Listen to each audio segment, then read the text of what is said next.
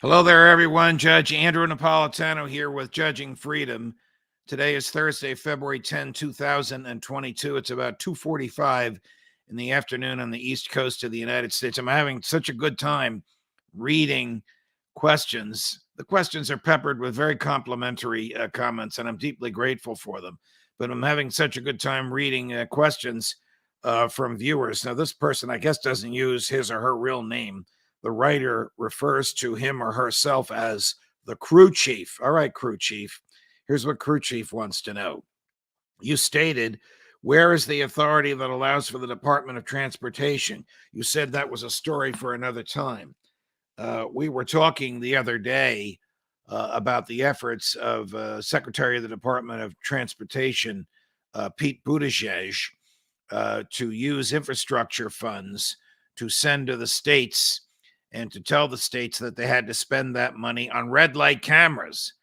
And I was pointing out how wrong the concept of red light cameras is. They're just a money-grabbing gimmick by the manufacturer of the cameras and the local and state governments that install them. In New Jersey, shortly before he left office, Governor Chris Christie signed an executive order forbidding the use of red light cameras for the issuing of tickets. Now, the cameras are still there, so if there's an accident at an intersection, the lawyer can subpoena the film from the camera manufacturer or the folks who maintain it, and you'll get a film of the automobile accident. But you don't have to worry about getting a ticket in the mail issued to you by a computer because you can't cross-examine the computer.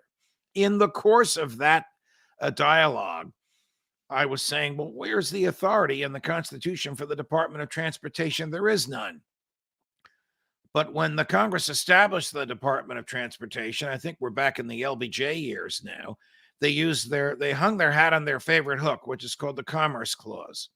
So the Commerce Clause in the Constitution is one of the 16 unique discrete powers given by the Constitution to Congress. And it gives Congress the power to regulate commerce among the states. When Madison wrote that phrase, when he was the scrivener at the Constitutional Convention, to regulate meant to keep regular. So the purpose of the Commerce Clause was to make sure that commerce did move from one state to the next. Why would you need something like that? Well, because before the Constitution, the states had monopolies and tariffs, and commerce could move from one state to the next, but it was impractical to do so. So if you were making wheelbarrows in New Jersey at $5 a wheelbarrow and you shipped them to New York would impose a $10 tariff, so you'd have to charge $15 for your wheelbarrow, whereas your competitor in Manhattan could charge $7 or $8 for his. Sooner or later, you'd go out of business because of that tariff. So the purpose of the Commerce Clause, to keep commerce between the states regular, was to allow the Congress to invalidate state tariffs. Unfortunately, Congress didn't stop there. Congress began writing laws about anything that affected interstate commerce. And so it is under that theory that Congress can regulate anything that affects interstate commerce, like the working conditions for the manufacture of the wheelbarrow, the age of the people who put together the wheelbarrow, the salaries that the wheelbarrow maker pays to his employees. All those things are now regulated by Congress because Congress took the view, and the courts allowed it, that the Commerce Clause permits Congress to write any law and regulate any behavior that affects interstate commerce. So they created the Department of Transportation, which does nothing but collect taxes and distribute money. The states maintain the highways. The federal Department of Transportation doesn't.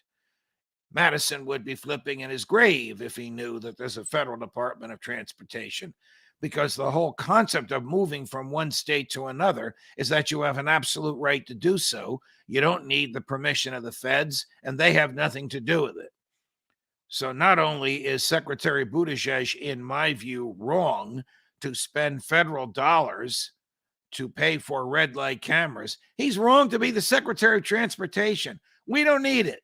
The states can regulate the highways in their own states. It's not a federal issue, and the Fed should stay the heck out. Judge Napolitano, Judging Freedom.